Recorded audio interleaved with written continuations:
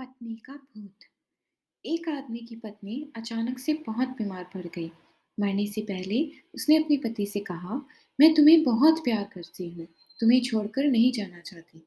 मैं नहीं चाहती कि मेरे जाने के बाद तुम मुझे भुला दो और किसी दूसरी औरत से शादी करो।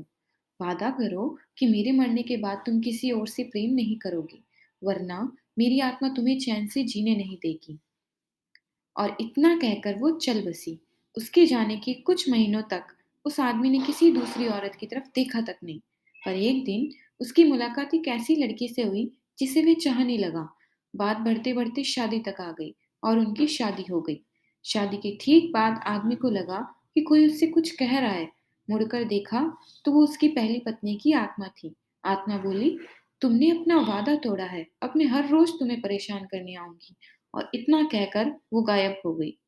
आदमी घबरा गया और रात भर उसे नींद नहीं आई। अगले दिन भी रात को उसे वही आवाज सुनाई दी, मैं तुम्हें चैन से नहीं जीने दूंगी। मैं जानती हूँ कि आज तुमने अपनी नई पत्नी से क्या-क्या बातें की। और उसने आदमी को वो बात बता दी।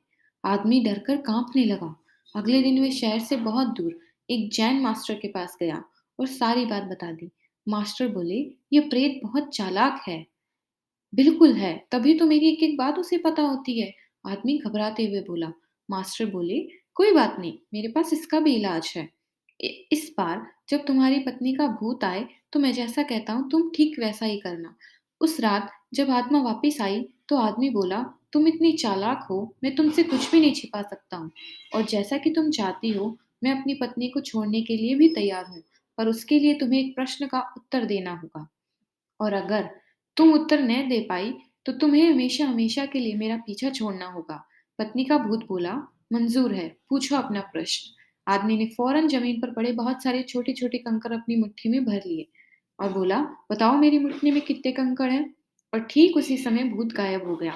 कुछ हफ्तों बाद वो एक बार फिर से जैन मास्टर के पास उनका शुक्रिया अदा करने पहुंचा। मास्टर, उस भूत से मेरा पीछा छुड़ाने के लिए मैं जीवन भर आपका आभारी रहूंगा। आदमी बोला, पर मैं ये नहीं समझ पाया कि आखिर उस प्रश्न में ऐसा क्या था कि एक झटके में ही भूत गायब हो गया। मास्टर बोले, बेटा, दरअसल कोई भूत था ही नहीं। मतलब? आदमी आश्चर्य से बोला, हाँ, कोई भूत था ही नहीं। दरअसल दूसरी शादी करने की वजह से तुम्हें एक अपराध महसूस हो रहा था और उसी वजह से तुम्हारा दिमाग की भ्रम की स्थिति पैदा कर तुम्हें भूत का अनुभव करा रहा था। मास्टर ने समझाया। पर ऐसा था तो वो मेरी हर एक बात कैसे जान जाता था? आदमी ने पूछा। मास्टर मुस्कुराए, क्योंकि वो तुम्हारा बनाया हुआ ही भूत था, इसलिए जो कुछ तुम जानते थे, वही वो जानता था। और यही कारण था कि मैंने तुम्हें वो कंकड़ वाला प्रश्न पूछने को कहा, क्योंकि मैं जानता था कि इसका उत्तर तुम्हें भी नहीं पता होगा और इसीलिए भूत भी इसका उत्तर नहीं दे पाएगा और तुम्हें तुम्हारे दिमाग की उपज से छुटकारा मिल जाएगा।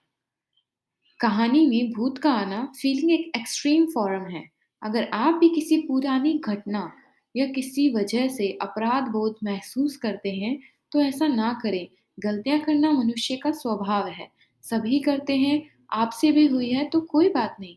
इस घटना को पीछे छोड़ें और अपने जीवन को सार्थक बनाने की दिशा में काम करें। और कमेंट्स में बताएं, क्या भूत सच में होते हैं? And don't forget to subscribe my channel. Thank you so much. और हाँ, स्टोरी कैसी लगी ये भी बताना। थैंक्स।